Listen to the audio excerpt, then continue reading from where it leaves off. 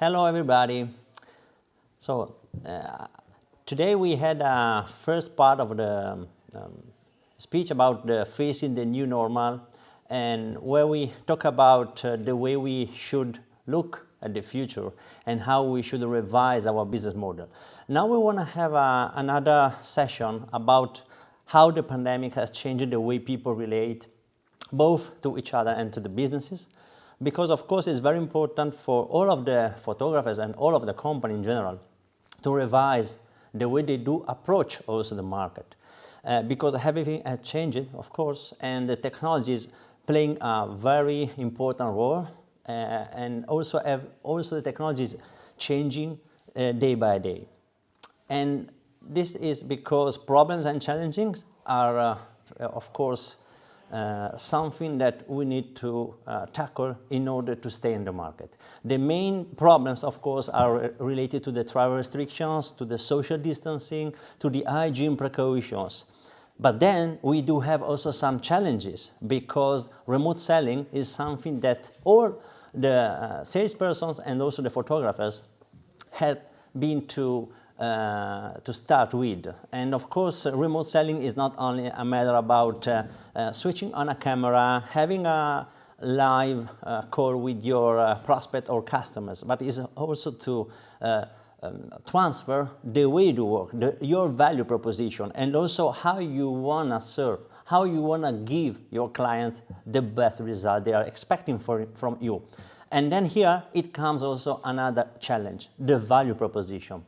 So there is basically a very important decision you need to do about the way you want to propose during hard time where the demand is decreasing, if you want to fight for the price, or if you want to give you a position in the market that is something apart from the other. And this, it means you need to work on both the customer experience and the technology in order to face the threat of the technology gaps.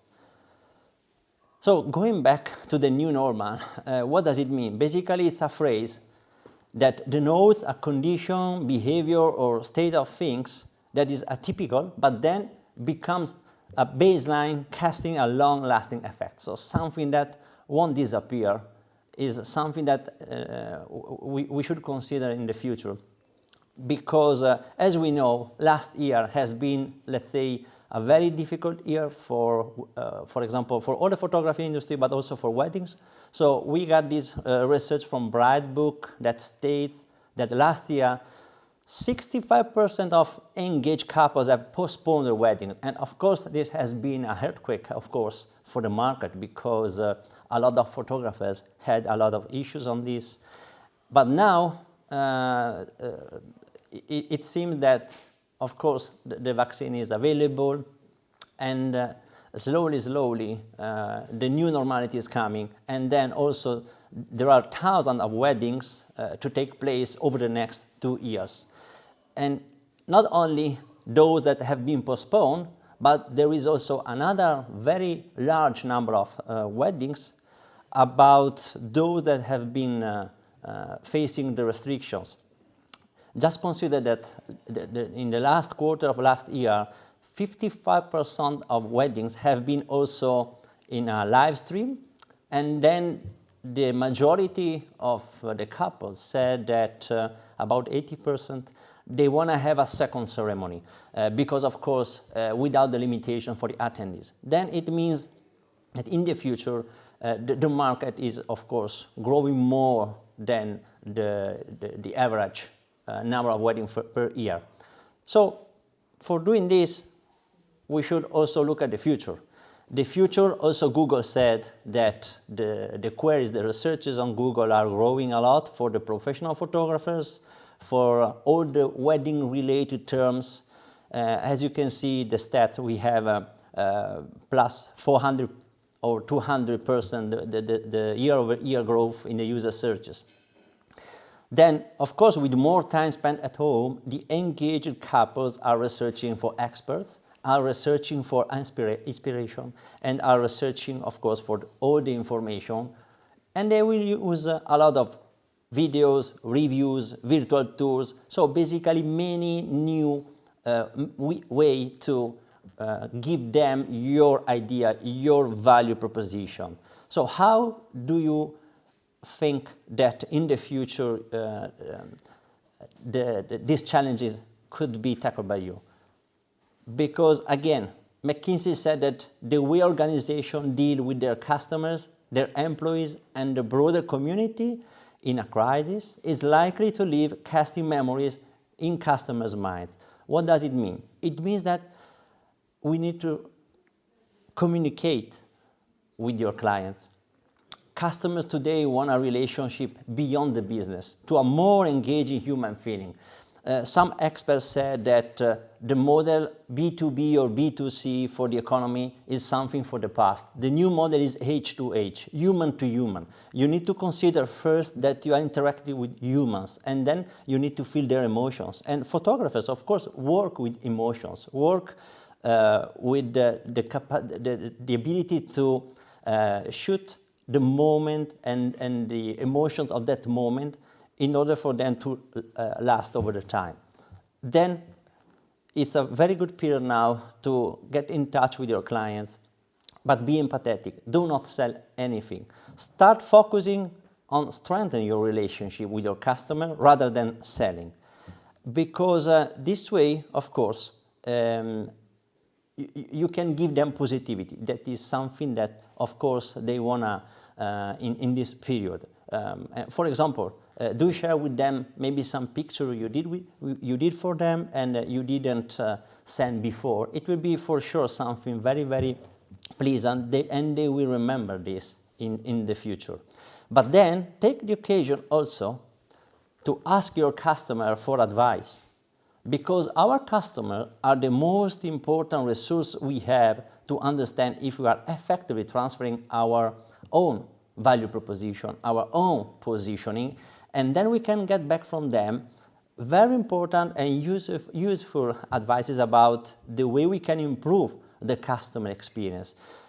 We know that a lot of media are talking about customer experience, but at the end of the day, we still hear a lot of entrepreneurs, a lot of freelance, a lot of professionals always talking about them rather than talking about how they can support, how they can solve the issues and fit with the needs of their customers. So start asking them, why did they choose you? And if they just say it's because of our friendship or because of the budget, ask more, because there is something not only related to budget, not only related to friendship.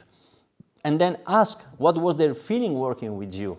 Ask were they happy with the service they received for you, or maybe they think you could revise to better the customer satisfaction in some way. Those information are very, very important. Usually we do not ask at the end of the job how it went, but this is very, very important, because hearing the voice of the customer allows you to revise your workflow, to revise your business model. And then starting from that point is easier for you to define your ideal client, because usually you are always relying on the clients that are searching for you, or maybe you do some marketing activities, but the next step is to focus your marketing activities. Think about your best customer and analyze in depth what they have in common, their interests, demographics, the way they do spend their free time, the challenges they have, the lifestyles, the character. So all the information you can get in order to understand which elements are in common across all the different clients you have and you serve. Then once you have found the elements they have in common, you will be able to understand who your ideal customer is, and it will be easier to reach out them in the digital world. Now, for example, digital marketing is very cheap than before, because the market, of course, has been collapsed for some industries, and then also the competitions in the social media, for example, to buying advertising is lower than before. So the prices also are good. Now the moment is, if you want to tackle the market, to understand how to take out the the best value for your money on the social media, for example, by defining your ideal client. So do not spread the word about your business everywhere to all of the targets you think can be useful for you. Focus on your ideal and do the same analysis also on the worst customers you had. This way you will understand who you want to avoid and you do not want to attract. And this is also very important. Then, as long as you have all the information about your ideal client, another very important thing is to design the customer journey. So how do you want your ideal customers to deal with you? How you want the relationship with your new customers starts and of course continue to the end with the purchase, and also after the purchase with the service and with the delighting him with your services. This is very important then, because there are multiple touch points and steps during the customer journey. You need to understand how, when, and where you want to involve in the discussion, how you want to market them. So every single touch point deserves different contents, different medium also. So think about it and start understanding for every single step on your workflow, how do you think your customer should feel? For example, assess your customer journey. But again, do not think and talk about what you want to offer him. When you will assess the customer journey, start understanding what is the customer thinking or feeling for every stage. Since the beginning, the very first contact, and then the very first call, in order for you to qualify, understand their needs, and then there is the sales process, the contract, the payments, the interview, of course the shooting, and then maybe you will have the post-production, the presentation. Hopefully you will design some products and deliver to them, and then the customer service. All of those steps during the customer journey are important for the customers to be easier for him to get in touch with you, to work with you. And then it's very important for you to really switch the point of view. Do not always think about what is better for you, but first of all, think what is better for every stage of the customer journey for your client. Then the very important question you need to ask to yourself, and hopefully to some of your best clients, is also to understand which actions, what kind of activities the customer will do for every step, and then how it will feel, what it will be the emotions they will have, because of course sometimes the clients are in a very stressful funnel, you know. So it will be easier for you to understand for every step how you can work with them in a better way, with the best experience for them, that will be memorable for them, and that will foster, of course, the share of interest across their friends, their family, because of course the word of mouth is still a very good let's say advertising channel for you. Then once you have revised the customer journey, you have assessed the customer journey, you have defined your ideal client, of course you need to improve also sales and marketing, because for sure many photographers has changed the way they do sell, because of course for COVID it was basically a must-have going digital with conference call, with Zoom, with Skype, and other video conference.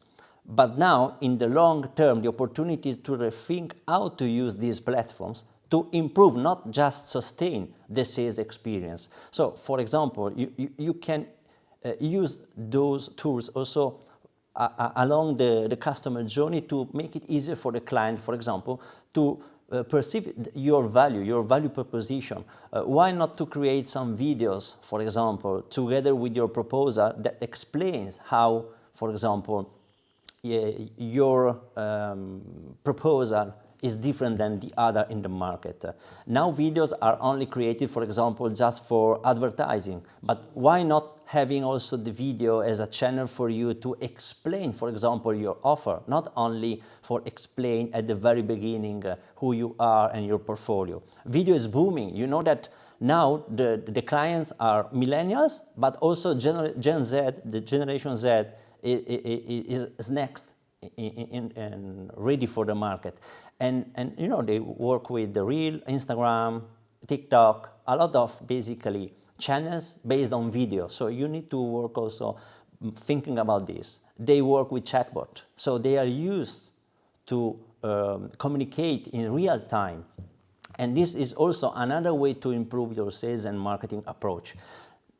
Of course, it's something that many photographers can think is not their preferred channel. But again, do not think if that channel or those channels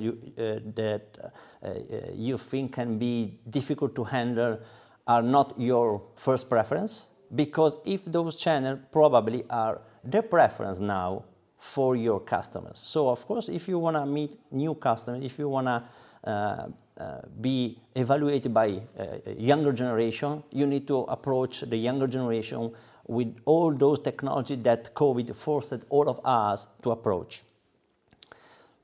Then the new lifestyles and behaviors are bringing new customer segments and opportunity. So of course, let's understand if you are ready. If we want to have a look in the future, so not only what we discussed till now, so understand your current ideal client, but if you want to have a look in the future, we will have many new emerging customer segments pushed by the pandemic, depending on two axes about the experience or the value for money as a buying behavior and the consumption location at home, virtual or outside, home contactless. So those new segments will be the new markets for you. Think about the way you can, for example, approach the touchless experience for those that are very cautious about health and safety. Or again, think about those clients that do prefer a very quick experience, but very, very safe and physical interaction with their products and services. Also without human, for example. That was what I was saying before with chatbot or robot maybe. Of course, robot is too much, but still chatbot means that you can sell 24/7 to a specific customer.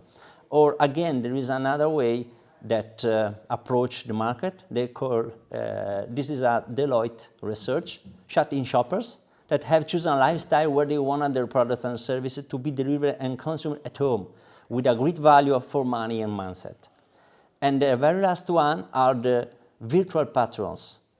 And they repurpose their homes as an integrated destination. And here, for example, virtual reality that is growing a lot, and the forecast is that virtual reality, it will be like the vocal assistant. So every house will have a visor for virtual reality. It's something that, again, is not right now, but in the future, it can something that we should look at. Then, assess, again, your business model for the future. How you can deliver superior digital experience, and how do you want to compete on low cost or on differentiation? Or again, which emerging customer segments you should prioritize? And what will be your value proposition for those customer segments that can be different and apart from the current one? Or what product and service offering should you extend? Or maybe what other products you should revise, or maybe they will cease to exist in the new normal. Do not sell something that people is not asking for anymore. So, as a very, very quick recap, next step, activate customer behavior analysis, determine your new customer segments, your personas, your customer journey, and then, of course, accelerate the tech-enabled capability, and then start thinking about automation, start thinking about the way you can take out the most from technology, not only as a way to survive because of the pandemic put you in the situation to work with those technology, but now think about how those technology can turn into something that is stable and worthy for you, but more for your customers. So I hope that with just this very quick presentation and discussion, I've opened some new ideas, some new horizons to start thinking about, and good luck for your business. And thank you for having me today with you.